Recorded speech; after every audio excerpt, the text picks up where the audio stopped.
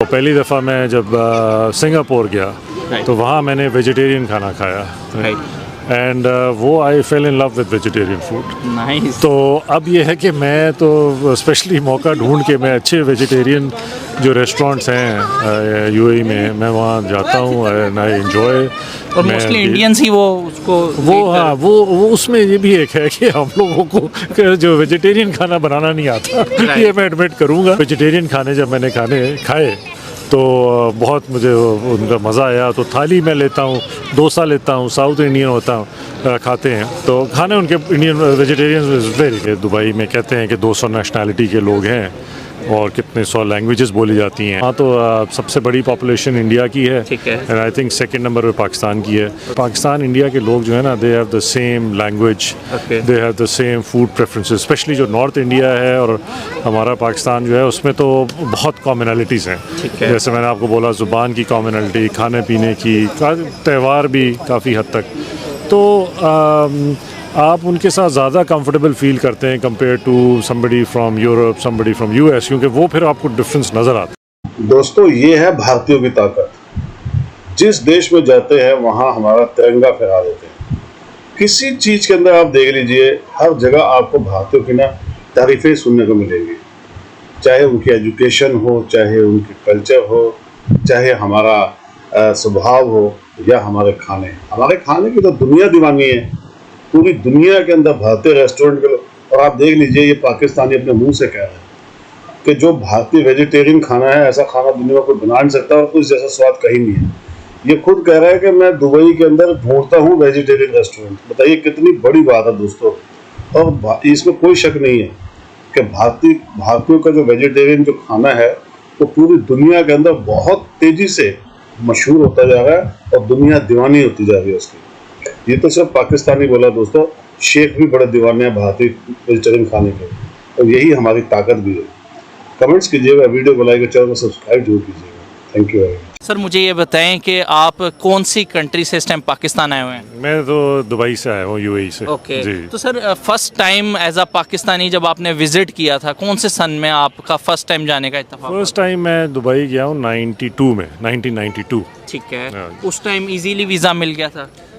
देखिए वीज़ाज़ तो कोई ऐसा मुझे इशू नहीं हुआ था, और वीज़ाज़ का तो मेरा ख्याल है कभी भी ज़्यादा इशू नहीं था अनलेस अभी ये रिसेंटली आप बात करें। ठीक है। तो अदरवाइज़ तो यूएई में आना जाना पाकिस्तानी एज अ पाकिस्तानी तो बहुत ही रहा है और कॉमन भी रहा है। वेरी इजी टू गो, 2.5-3 घंटे में आप पहुंच जाते हैं, तो कभी कोई ऐसी इशू फेस नहीं हुआ। तो सर करते क्या हैं बेसिकली वहाँ पे? आपकी एक्टिविटी क्या होती है? कोई बिजनेस वहाँ पे परफॉर्म कर रहे हैं, कोई जॉब कर रहे हैं आप? नहीं, मैं अपना बिजनेस है हमारा माशाल्लाह। किस चीज़ का सर? ये fit outs, building, construction material, इस तरह की। Very nice. सर मुझे ये बताएं कैसा एक्सपीरियंस गया है तब से लेके अब तक? माशाल्लाह काफ़ी साल आपको जो है वो बाहर हो गए हैं।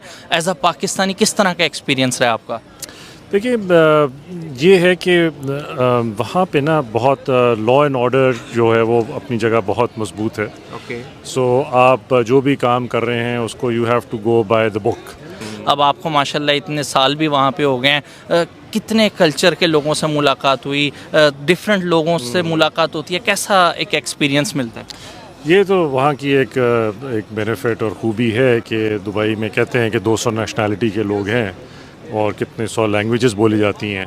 तो it's a melting pot from different parts of the world. ठीक है। ये उसकी बड़ा एक खूबी है, और आपको ऑनेस्टली हर जगह की दुनिया के हर कोने से इंसान वहाँ पे आपको मिलता है। चाहे आप अफ्रीका की बात करें, नॉर्थ अमेरिका की बात करें, यूरोप, सब कॉन्टिनेंट, आपका इंटरेक्शन होता है लोगों से।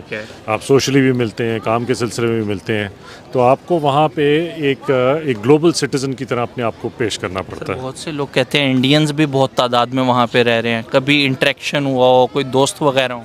नहीं, बिल्कुल होता है। वहाँ तो सबसे बड़ी पॉपुलेशन इंडिया की है ठीक है। And I think second number पे पाकिस्तान की है। ओके। तो वहाँ देखिए बात ये है कि पाकिस्तान इंडिया के लोग जो है ना they have the same language, they have the same food preferences. Specially जो नॉर्थ इंडिया है और हमारा पाकिस्तान जो है उसमें तो बहुत कॉमनैलिटीज़ हैं। जैसे मैंने आपको बोला ज़ुबान की कॉमनैलिटी, खाने पीने की, त्यौहार भी काफ़ी हद तक। तो आप उनके साथ ज़्यादा कंफर्टेबल फील करते हैं compare to somebody from Europe, somebody from US, क्योंकि वो फिर आपको डिफरेंस नज़र आता है। सर एक चीज़ नहीं आ जाती कि आप पाकिस्तान से आए हुए हैं, वो उधर इंडिया से गए हुए हैं, कोई जिस तरह यहाँ पे एक हमेशा एक थोड़ा गर्मी गर्मी रहती है, तो उधर जब लाइव मुलाकात हो तो ज़्यादा गर्मी हो जानी चाहिए। आई थिंक ये गवर्नमेंट पॉलिसीज़ होती हैं जो कि ऐसे क्रिएट कर देती हैं। मेरा ख्याल में पीपल टू पीपल जो है ना, कोई इशू नहीं है। बहैसियत कौम कैसा पाया आपने इंडियंस को? और मुझे तो एक्चुअली बड़ा मैंने देखा कि उनके वर्क एथिक्स बहुत अच्छे हैं जनरली, और एजुकेशन अच्छी है उनकी। ठीक है। और वहाँ पे ऑनेस्टली कोई हमको ये फील नहीं होता कि ये अगर इंडिया से हैं या बांग्लादेश से हैं या पाकिस्तान से हैं, आप अपना काम कर रहे हैं, कस्टमर हैं तो कस्टमर की तरह डील होता है। अगर सोशली आप उनके साथ इंटरेक्ट करें तो जिस तरह आप दोस्तों यारों के साथ बातचीत करते हैं, हमारे कई दोस्त हैं जो कि इंडिया से भी हैं, तो कोई इस तरह की जो पॉलिटिकल कोई वहाँ पे लाइंस नहीं है। कोई सी 2-3 चीज़ें जो आपको इंडियन कल्चर में बहुत अच्छी लगी हों?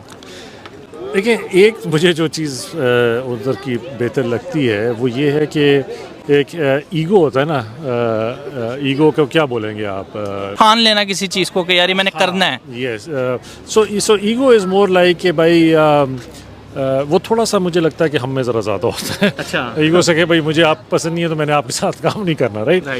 जो कि मुझे लगता है कि उस एरिया में शायद कम है। ठीक है। और जब आप जॉब में जाते हैं तो आपको ईगो साइड पे रखना पड़ता है। ठीक है, so that is important. And दूसरी जो अपनी वर्क एथिक्स हैं उसको हम सही रखें कि टाइम की पाबंदी, काम की पाबंदी, काम को मेहनत से करना और फुल करना और कोई शॉर्टकट्स नहीं मारना।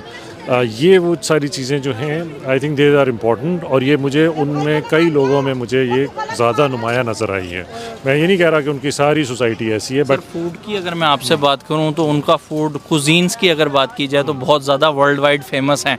कभी ट्राई किया आपने? मतलब मैं आपको बताऊं कि मैंने मतलब शुरू में स्कूलिंग वगैरह इधर ही हुई, और पहली दफ़ा मैं जब सिंगापुर गया तो वहाँ मैंने वेजिटेरियन खाना खाया, एंड वो I fell in love with vegetarian food.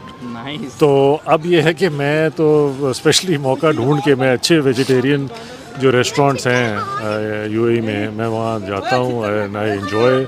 और मोस्टली इंडियंस ही वो उसको हाँ, वो उसमें ये भी एक है कि हम लोगों को जो वेजिटेरियन खाना बनाना नहीं आता, ये मैं एडमिट करूँगा। आई थिंक वो हम लोग जो है ना वो सब्जियाँ आप खाएँ, सब सब्जी का एक टेस्ट होता है, बट ऐसे नहीं है। ये मुझे रियलाइज़ हुआ जब वेजिटेरियन मैंने खाए तो बहुत मुझे उनका मज़ा आया। तो थाली में लेता हूँ, डोसा लेता हूँ, साउथ इंडियन होता हूँ, खाते हैं तो खाने उनके Indian vegetarian very good, no doubt. जब मैचेस वगैरह होते हैं तो गैदरिंग्स वगैरह होती हैं उस तरह, या ईद का त्यौहार हो गया या कोई होली का त्यौहार हो गया, तो गेट टू गेट्स होते हैं?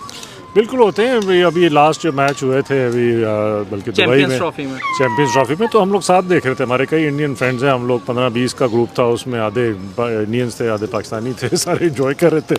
तो वो जिस तरह होता है, आप किसी टीम को सपोर्ट करते हैं, किसी नहीं करते, यूजुअली हम ही हार रहे होते हैं। तो आजकल हमारा बस वो थोड़ा सा ना, ये जो पिछले कुछ अरसे से आई थिंक वो एक डिसिप्लिन जो है ना, वो लैक ऑफ डिसिप्लिन